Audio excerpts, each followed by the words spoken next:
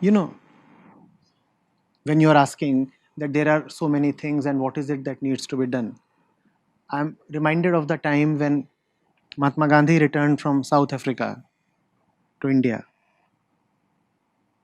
And he had been in South Africa at the center of a civil movement for quite a while, almost 2 decades, more than 2 decades. In between, he had kept coming to India to attend Congress sessions and to visit and these things. But there was not much depth in those visits. So finally, when he left South Africa for good and landed in India in the middle of the second decade of the last century, Gopal Krishna Gokhale told him, no public life for you for at least 1 year. Yes, you have been an outstanding leader in South Africa and you had victories and you have the capability to mobilize people and rally them behind you. But no public life in India for you for at least 1 year. Just abstain. Observe, watch, travel, no. First of all, read this country. Because there are just too many things at too many places. You cannot blindly rush into anything. At the same time, you cannot wait for long, Gandhi. You are already in your 40s. You are already in your 40s and you are well equipped to do something. The kind of experience, the repository that you have cannot be allowed to go waste. It must be put in the service of the nation. But it cannot be immediately rushed. So have some kind of a sabbatical for 1 year. Gandhiji considered Gokhale his teacher and he followed the advice. He just kept studying. He said, there are so many things happening in this vast land. From Burma till Afghanistan, from Tibet till Lanka.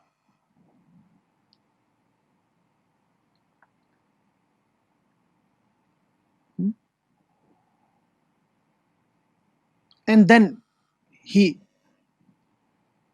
started to get a handle on things. Then came the Champaran movement. It's not that he had consciously selected to be in Champaran. That too was a kind of an accident. But then when you are prepared, then very solemn accidents happen with you.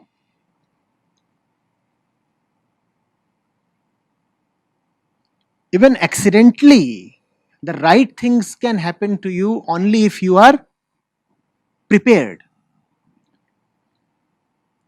So Gandhiji knew that there was something that needs to be done, but I don't yet know what is it that needs to be done. Just like your question, there are so many things happening everywhere. It's a very vast country. It's a subcontinent. What do I put my hand into?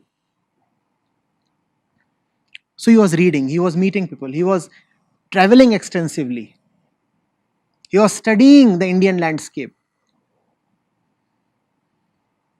And then the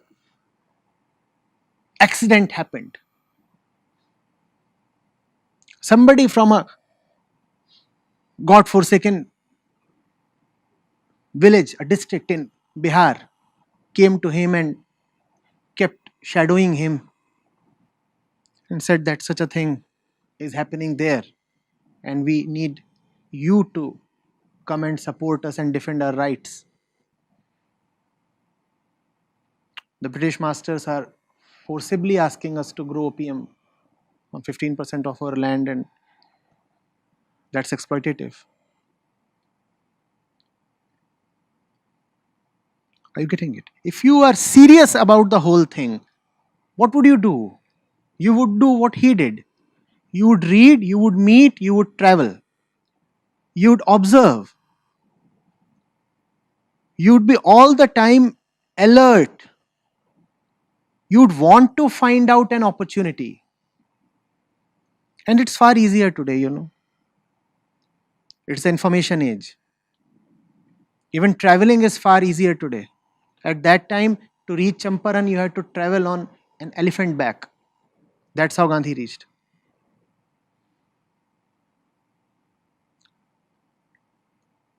Today, all these things are available. You can fly to the Amazons if you want to. And you don't need to fly because all the information is available. The videos are there, the perspectives are there. What is it that you want?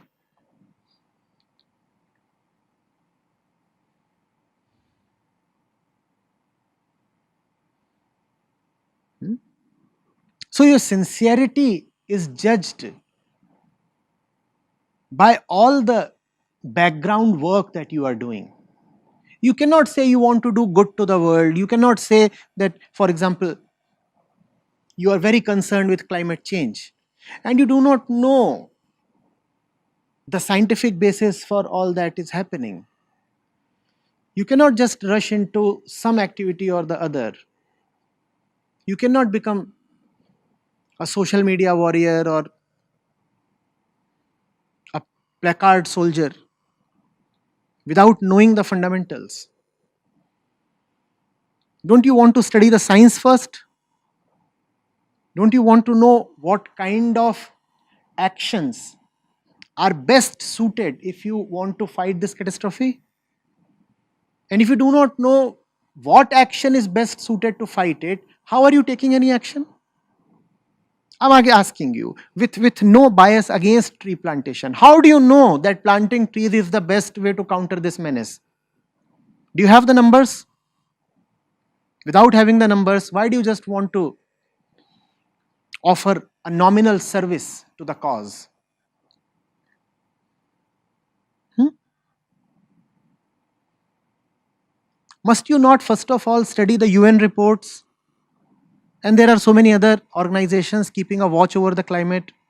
Should you not take out time to go through those reports and know what the whole thing is really about? Or do you just want to be a do gooder?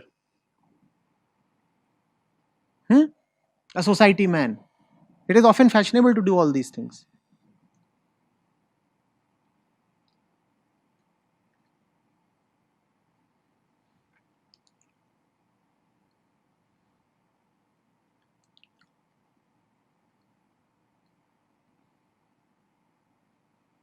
Study. And then act with total commitment and determination. If your action is founded on the basis of understanding, then your action becomes irreversible. But if your action is coming from some flimsy point, then such action has no momentum. It doesn't have longevity because it doesn't have sincerity really.